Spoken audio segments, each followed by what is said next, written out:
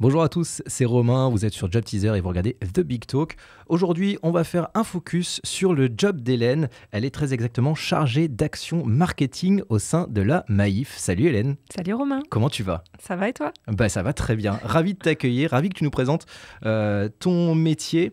Pour démarrer cette émission, moi j'aimerais que tu nous pitches ton job en moins d'1 minute. Ok. Comme tu l'as dit, moi je suis donc chargée d'action marketing à la Maïf. Donc la Maïf, pour ceux qui ne connaissent pas, c'est un assureur mutualiste qui propose des produits à la fois pour les particuliers mais aussi pour les professionnels.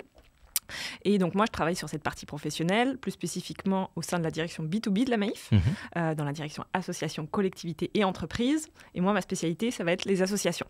Ce que j'aime dans mon job, donc on va le voir après, mais c'est vraiment à la fois le fait qu'il y a une partie planification stratégique et mise en action opérationnelle, pour vraiment répondre à deux objectifs, à la fois capter du prospect, faire de l'acquisition et fidéliser les clients, que chez nous on appelle les sociétaires. Moins d'1 minute, c'est parfait. Parfait. Bravo. Job is done. C'est hyper intéressant. Et moi, ce que j'aimerais savoir plus précisément, si tu devais me résumer globalement tes 3 missions clés dans ton job au quotidien, ce serait quoi ? Les 3 missions clés, je pense, tu vois, je les visualise un petit peu en entonnoir.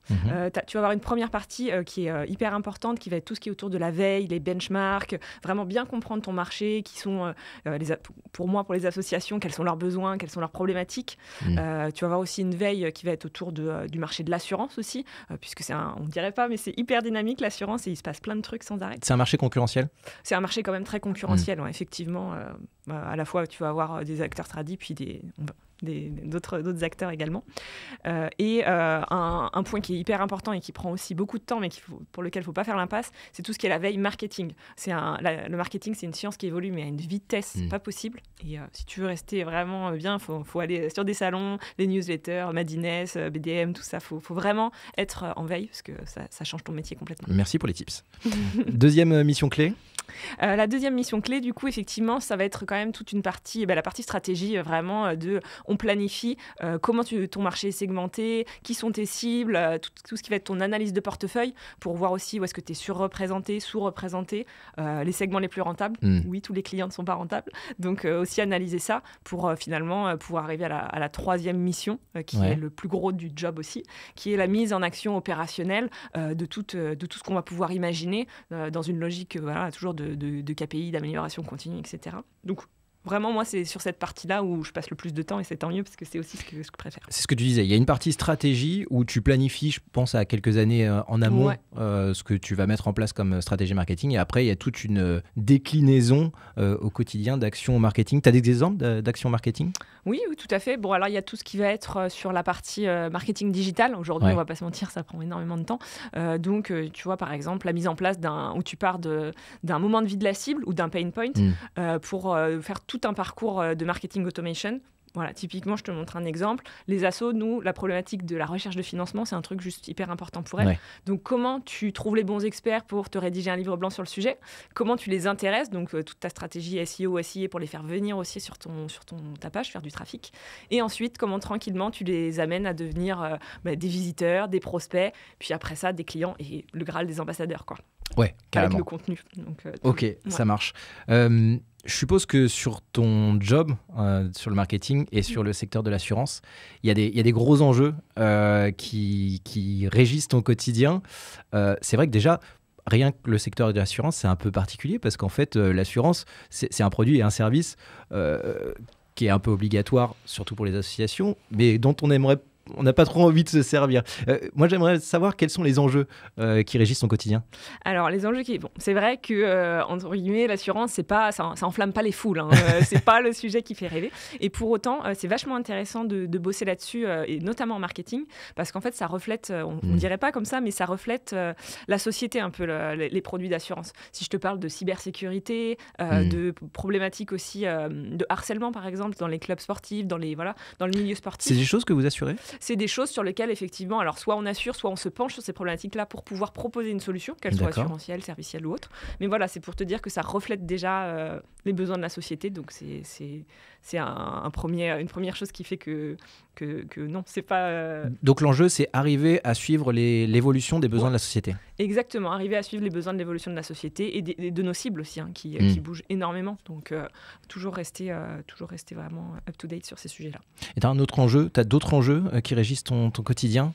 Un autre enjeu qui régit le quotidien, c'est aussi de continuer finalement à intéresser les associations sur les problématiques qui sont les nôtres. Une fois qu'on leur a parlé une fois d'assurance, voilà, elles n'y pensent pas tout le temps à nos assos. Donc comment finalement on se positionne nous comme un assureur qui va permettre, oui, de leur donner un bon produit, c'est ce qu'elles attendent de nous, mais aussi de les nourrir en prévention, un guide pratique sur comment éviter tel ou tel risque, et aussi de se positionner à leur côté, comme sur d'autres thématiques. Tu vois, on a pu le faire pendant le Covid, comme on organise une AG à distance.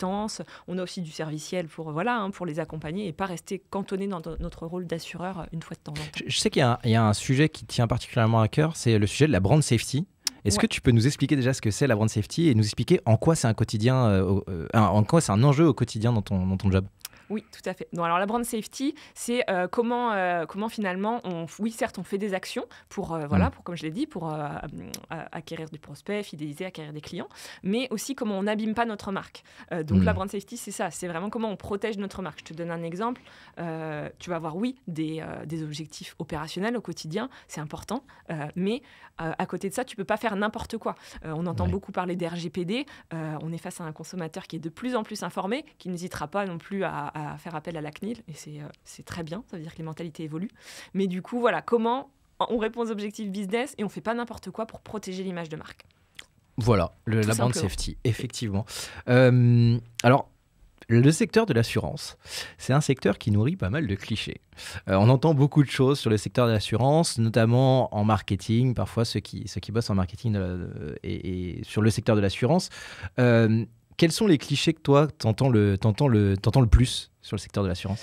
Alors c'est sûr que je pense que les personnes qui sortent des écoles ou des instituts de gestion, elles rêvent pas nécessairement de travailler en assurance, en marketing, en assurance. Et en fait, moi je trouve que ce qu'il y a d'intéressant, c'est justement le fait de se dire comment on sort de cette logique, de se dire... je vends un produit d'assurance et comment je fais aimer la marque. Nous, aujourd'hui, nos sociétaires, quand on les rencontre, ils nous disent pas « Oh, c'était trop bien la Maïf, j'adore mon contrat d'assurance ». Ils nous disent « J'adore la marque, j'adore ce que vous représentez, j'adore comment les conseillers m'ont vraiment apporté cette expertise, comment, quand j'ai eu besoin de vous, vous étiez là ». Donc, c'est comment on continue à nourrir finalement tout ça autour de la marque plutôt que le produit en tant que tel. Oui, en fait, c'est le rôle du marketing d'ailleurs. Hein. C'est intéressant d'ailleurs de détourner un petit peu ce produit et de faire aimer une marque. Il y a quoi d'autre comme cliché que tu entends souvent ? Comme cliché, alors je ne sais pas si ça vient tant du marché de l'assurance que peut-être le fait de travailler dans une grosse boîte, mais on entend souvent, oui, dans les grosses boîtes, on va toujours faire la même chose, etc. Donc voilà, moi, ce n'est pas en tout cas du tout mon ressenti. Je trouve que mon métier, au contraire, et c'est aussi parce que le marketing est super riche, mais je n'ai pas du tout de journée type. Je vais vraiment faire, à la fois, tu vas avoir de l'événementiel. Demain, par exemple, je m'occupe de la présence Maïf à un gros salon national. On va avoir aussi tout ce qui va être autour du digital, voilà, comme j'ai pu le mentionner. Donc c'est vraiment, c'est avant tout pour moi quelque chose qui est plutôt une culture d'entreprise. Moi, par exemple, dans ma boîte, mes managers, ils me font énormément confiance. On est encouragé à innover, à essayer un maximum. Donc voilà, je pense que c'est plutôt une histoire de culture d'entreprise qu'une histoire de grosse boîte, petite boîte. Ça marche. Voilà. Un autre cliché, un dernier, allez, un troisième. Un dernier cliché, alors là c'est vraiment propre au marketing pour le coup. On va souvent se dire le marketing et le commercial ça travaille pas très bien ensemble. Voilà, c'est quelque chose que tu entends ? C'est quelque chose qu'on entend souvent, effectivement. Alors c'est en tout cas, moi, pas du tout mon cas, puisque toutes les actions qu'on peut mettre en place, en fait, on les réfléchit avec le terrain. Ce sont nos yeux, nos oreilles. Hein. Donc, sans eux, en fait, on n'a pas les remontées terrain. On fait des rex aussi après chaque action. Donc, pour moi, je pense qu'on ne peut pas faire sans eux. Après, ça demande aussi de savoir entendre. Là, ça n'a pas fonctionné. C'est pas toujours facile aussi, mais voilà. Pour moi, c'est indispensable et c'est pas tout à fait vrai, ce cliché. Non, c'est pas vrai. Ok, cool. Là où on a besoin de toi, Hélène, en tant qu'experte de ton métier, en tant qu'experte du marketing, c'est d'analyser un petit peu les tendances et les enjeux futurs qui vont arriver pour les jeunes talents qui nous regardent. Quels sont pour toi les 3 grands enjeux là, qui vont arriver sur le secteur de l'assurance et sur le marketing en général ?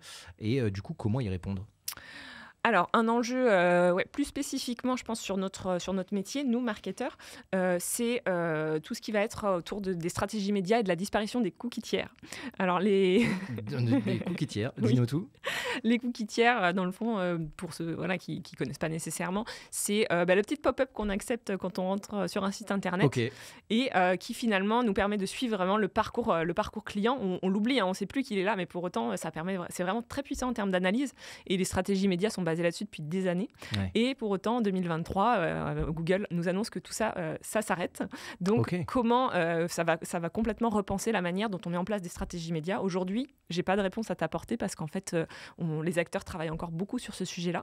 Mais ça va passer par du déclaratif aussi. Le consommateur, il va donner plus son consentement. Il sera lui-même plus acteur, en tout cas, des contenus qu'il a envie de se voir pousser. Donc ça, c'est un premier enjeu.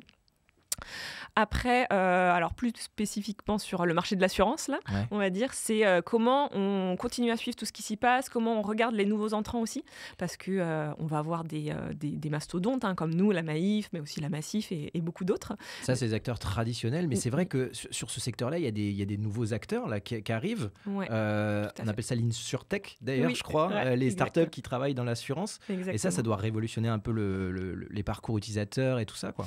Exactement, et tu vas voir tout ce qui est effectivement les InsurTech, qui sont en fait des pros de l'expérience client et du modèle de distribution. Là où nous, les gros acteurs, on est très bons dans notre cœur de métier, mais on peut être aussi un petit peu plus lent dû à la taille aussi de nos structures.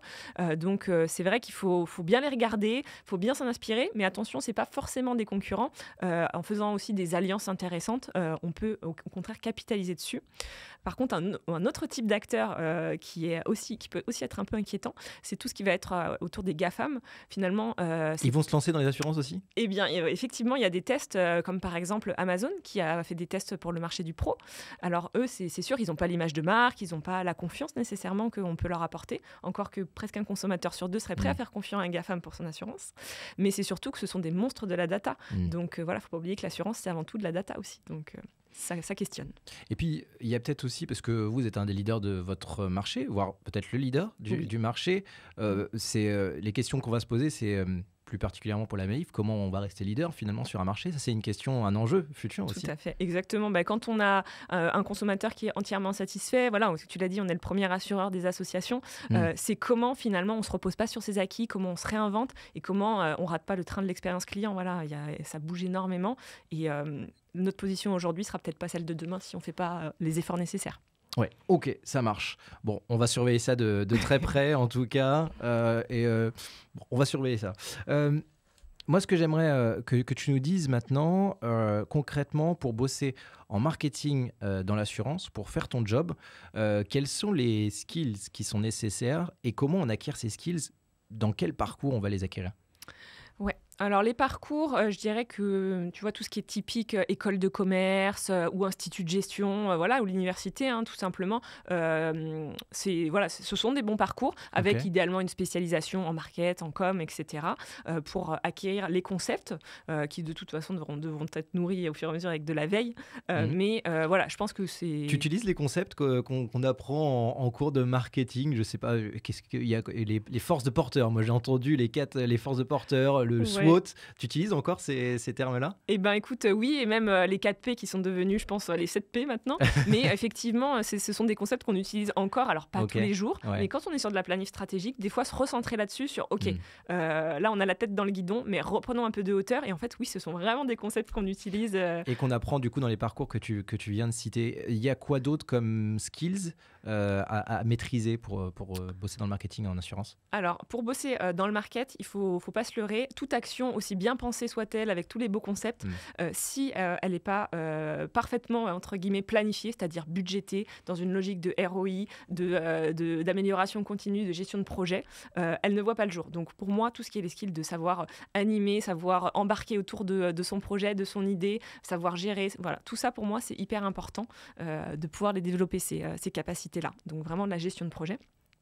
Et après, il y a quelque chose dont on n'a pas spécialement parlé, mais qui, pour moi, finalement, sont aussi, on va dire, des éléments hyper importants pour bosser dans une entreprise tout court, en fait, pas nécessairement pour bosser en marketing, c'est tout ce qui va être les soft skills, c'est-à-dire vraiment savoir travailler en équipe, et ça va servir dans les grosses boîtes comme dans les petites boîtes. Dans les petites boîtes, s'il y a un coup de bourre, il faut tous s'y mettre. Ouais, et dans les grosses boîtes, on ne peut pas faire seul. On est obligé de travailler avec beaucoup de services, donc c'est hyper important.